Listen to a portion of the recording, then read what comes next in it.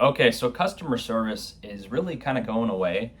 At least the traditional type of customer service, whether it's in person at like a grocery store or a retail like a Macy's.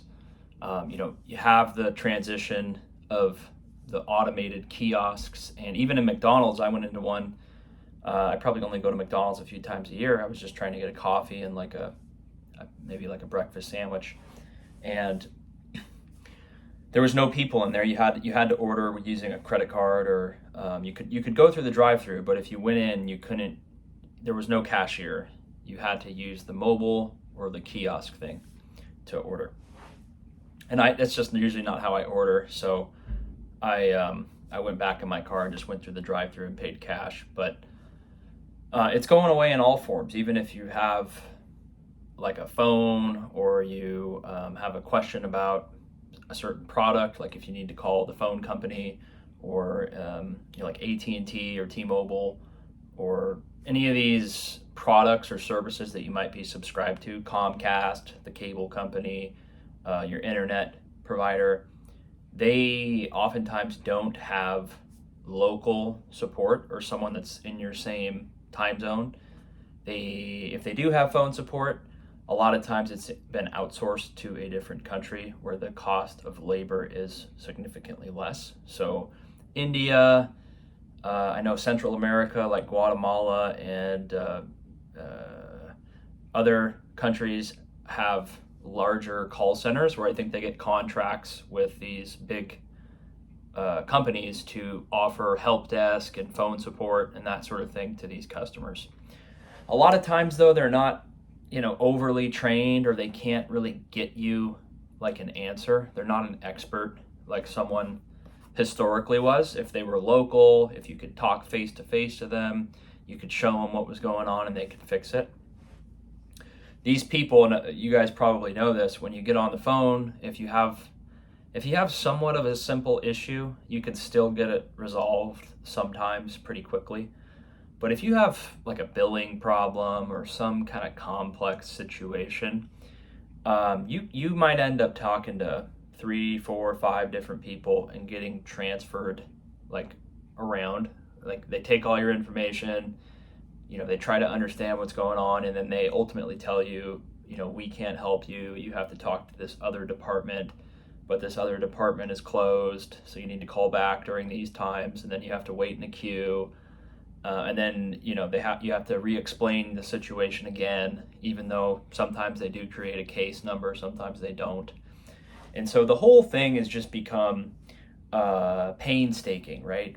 It's almost as if it's designed to just, customers say, well, I have this problem or I have this billing issue, but I don't want to deal with them, so I'm just going to continue to pay it, and I'm not even going to complain, because it's too hard to get your problem resolved. People don't want to spend a couple hours on the phone and have to go through that whole process to get their answer resolved, unless it's a very catastrophic type issue, right? A lot of these things are like billing problems, or certain questions that maybe they don't hinder the service, but you would like to get them resolved, but you can't.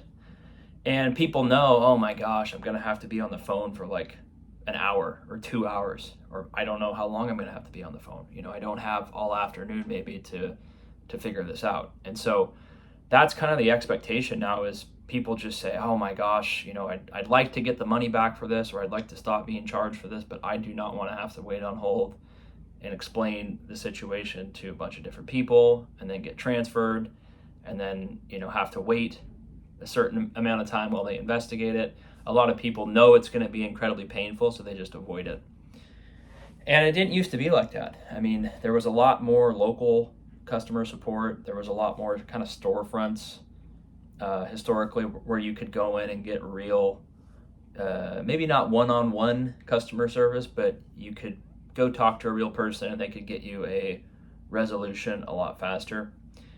A lot of that's just been, like I said, outsourced and minimized, because in order to remain competitive, a lot of these companies have to, have a very cheap price or a competitive price. So if they pay people to be account managers or um, localized customer support. If they live in the United States, they're going to have to pay them a wage that is a decent wage to live in the United States, right? You can't pay someone living in the United States, $3 an hour like you might be able to pay them in Mexico or, Guatemala, right? You're going to have to pay someone here $25 an hour to do help desk, which, if you can pay the $10 an hour or $6 an hour or $8 an hour in Guatemala or India, or even less, or the Philippines is another one.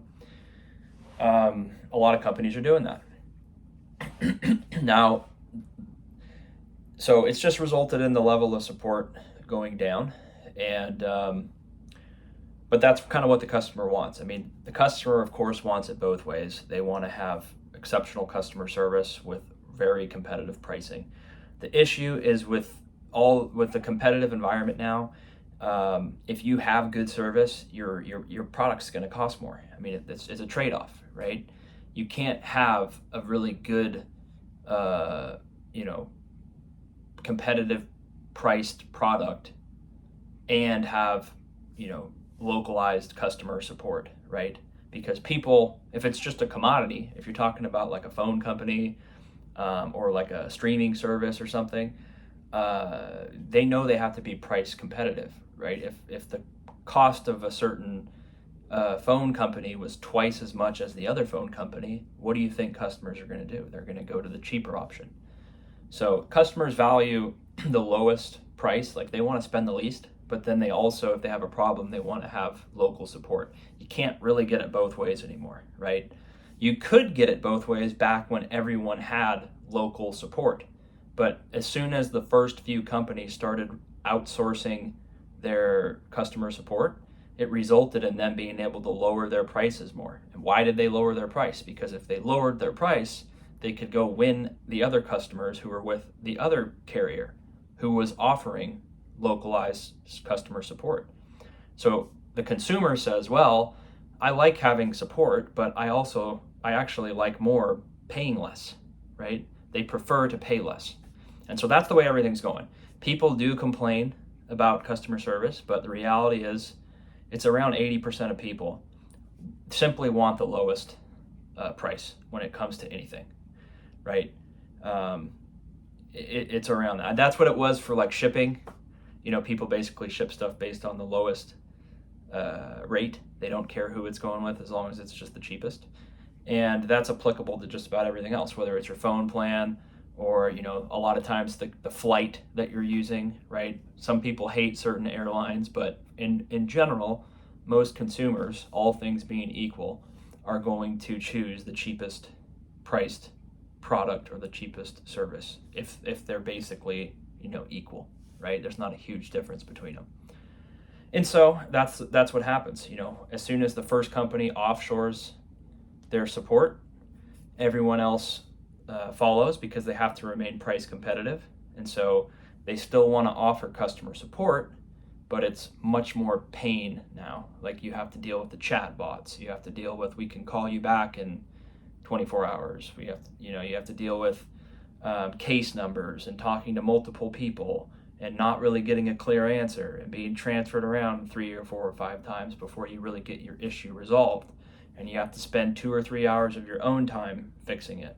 Nothing is really easy anymore. There's not a concierge type experience where you're getting someone that knows you and is familiar with the company and what's going on and can resolve your issue. It just doesn't happen anymore. So again, everything used to be great customer service because nothing was offshored. It wasn't a thing back then, really, to offshore all these resources. But as soon as everyone starts doing that, again, in order to remain competitive, all the phone companies, all the insurance companies, everyone has to offshore a lot of these call centers in order to remain competitive, right? The price that you're paying with Progressive Insurance or the price that you're paying with AT&T or Verizon or T-Mobile, they need to keep that competitive with the other carriers. Again, because if AT&T was $100 a month and T-Mobile was $50, every consumer is going to go with T-Mobile, or 90% of consumers are going to go with T-Mobile because it's arguably the same service and they're paying 50% as much. So they're going to take the savings. And that's the reality. So I don't see it slowing down. Customer service, even in like the grocery stores or the retail stores, you don't see the same amount of real people there anymore. They have the kiosks, they have the self-checkout. A lot of the people that used to be in like a department store, instead of having department store managers, there's really only just a few employees there. So it's a different experience, but I think all of it has been around reducing the cost to the customer, right? Customers want to pay the least amount possible, and if they know they can pay less somewhere else, a lot of that business is going to go somewhere else. So that's what has to happen. You strip out all the costs of having a good experience, and they just leave you with the lowest priced product or service, because that's what attracts most consumers. So let me know what you guys think on it. Have you guys seen, customer service get really bad? What are some examples that you've seen in terms of bad experiences? Or have you just said, oh my gosh, I have a problem, but I don't want to go through the hassle of having to deal with all this crap, so I'm just going to forget about it? Let me know what you think. Subscribe for more.